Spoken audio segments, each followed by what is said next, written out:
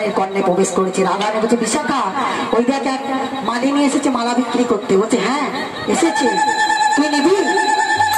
তুই তো বলছিলি তোর প্রাণ গোবিন্দ এলে তোর প্রাণ গোবিন্দের গলায় পরিয়ে দিবি, তাহলে একটা মালা নিয়ে আসি, ওই মালিনীকে ডাকি নাকি? বলছে হ্যাঁ ডাকো, যাও গিয়ে ডেকে নিয়ে আয়।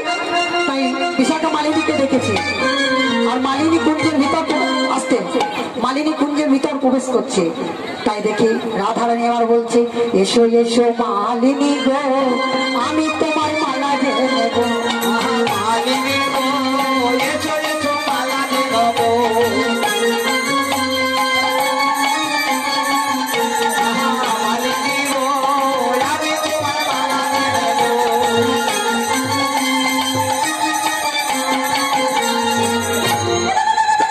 বলছে মালিনী এসো এসো এসো আমি তোমার মালা নেব, কিন্তু মালিনী তোমার কোথায় ধামে কি বানাবে গো শুনে প্রাণ শীতল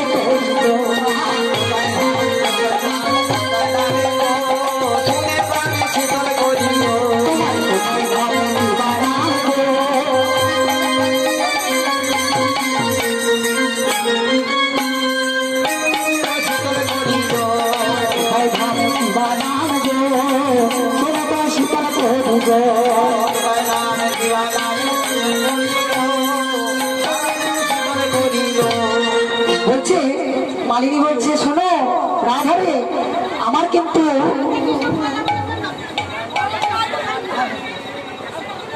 হ্যাঁ নাচা হবে সব হবে তেমন না।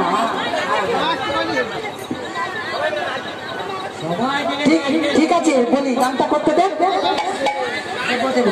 মালা দেবো আমার মালা কিনতে হবে, এমনি এমনি পাবেন না, অনেক গুণ আছে বলে দেবো, অনেক গুণ আছে মালার বলে দেবো।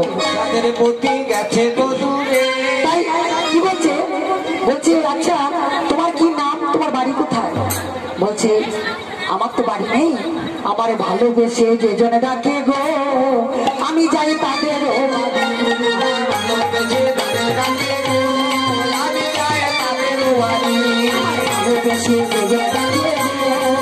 আমি যাই ভালোবেসে তাদের ডাকে গো আমার ভালোবেসে যেজন ডাকে আমি তাদের বাড়ি যাই। তুমি যদি তোমার বাড়িতে আমাকে রেখে দাও তাও আমি থেকে যেতে পারি, আমার তো নিজস্ব বাড়ি কোনো কিছু নেই। আচ্ছা তোমার নাম? বলছে আমার নাম আমার নামে হরি মালিনী শোনো শোনো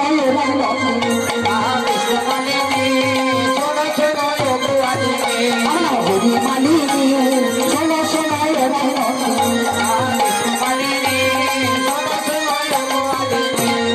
শোনো আমার নাম কি হরি মালিনী।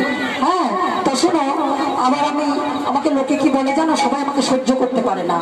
হ্যাঁ আমার গায়ের রংটি কালো তো তাই কি বলে জানো, আমায় কালো বলে সবাই বলে গো কৃষ্ণ মালিনী, কালো বলে সবাই বলে গো কৃষ্ণ মালিনী, আমায় কালো বলে সবাই বলে গো কৃষ্ণ মালিনী, কালো বলে সবাই বলে আমার নাম কৃষ্ণ মালিনী। আমি কালো বলে সবাই আমাকে কৃষ্ণ মালিনী বলে জানো। বুঝো বলছে আচ্ছা তুমি যে মালাগুলো বিক্রি করছো মালিনী, হ্যাঁ তুমি যে মালাগুলো বিক্রি করছো তা তোমার মালার কি কি গুণ আছে একটু বলবে? বলছে হ্যাঁ আমার মালার ওই যে মা জানি তাই এইটুকু আরেকটু আছে, ঝগড়া করবেন না। বলছে আমার মালার কত গুণ জানেন? আমার মালার অনেক গুণ আছে। এই 10 টাকা দামের মালা আছে, 50 টাকার মালা আছে, 100 টাকার মালা আছে। হ্যাঁ এই 100 টাকার মালাটা যে নেবে তার কি হবে জানেন?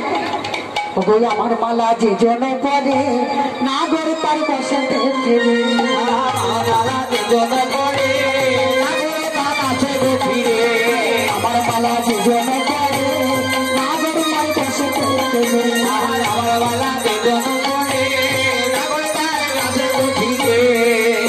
শোনো আমার মালা পড়লে কি হবে, যাদের প্রতি ছেড়ে চলে গিয়েছে তাদের প্রতি আবার ফিরে আসবে।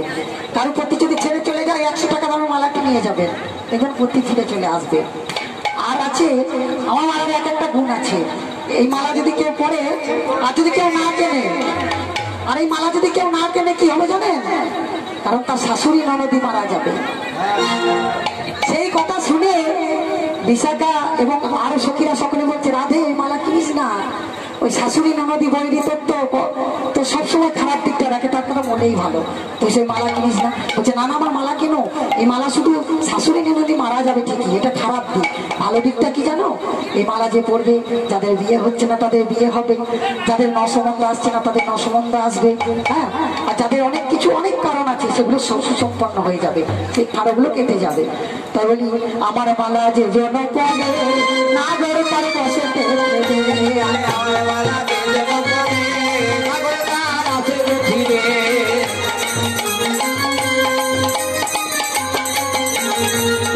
আচ্ছা তুমি মালা বিক্রি করো কেন? বলছে কেন মালা বিক্রি করি জানো না? আমি বড় দুঃখে মালা বিক্রি করি।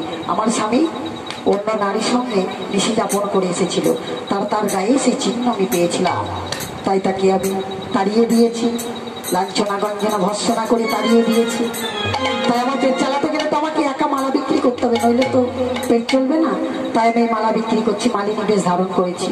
বলছো সখী তোমার কপালে আমার কপাল একই যে হইল গো,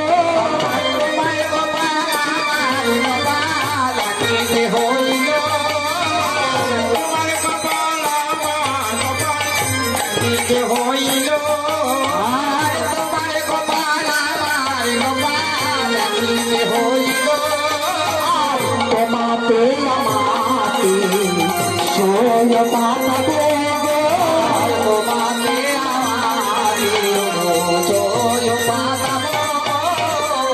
বলছে তোমাতে আমাতে, তাহলে তোমার কপাল আমার কপালে এক, তাহলে আমরা দুজনে সই পাতাই।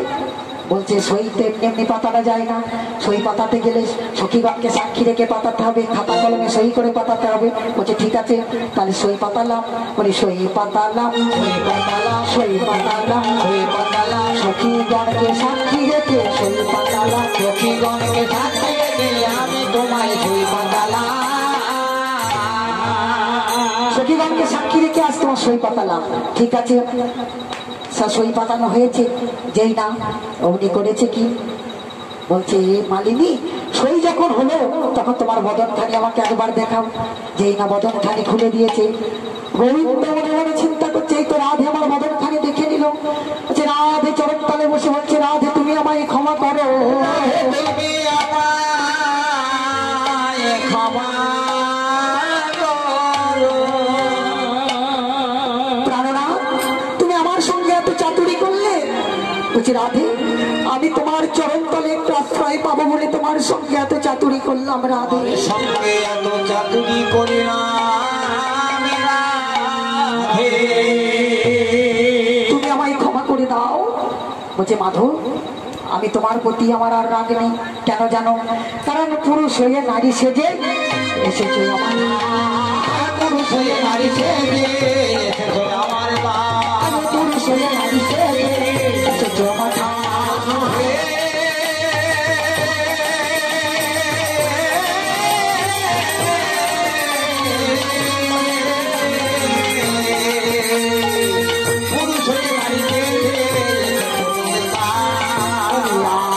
होते तुम्हार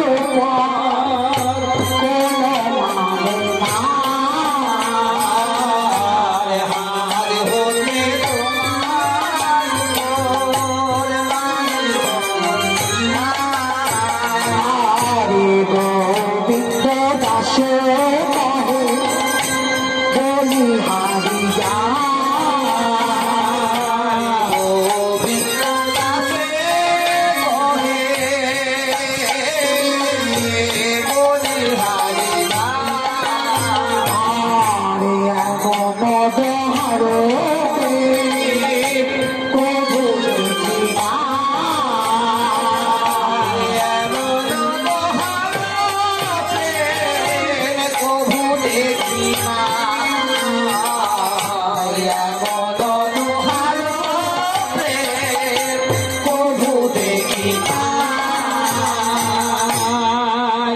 সখীরা আজ রাধা গোবিন্দকে জোগাড় করে দাঁড়ে করিয়ে দিয়ে বাবা সেবা নিয়ে আসো,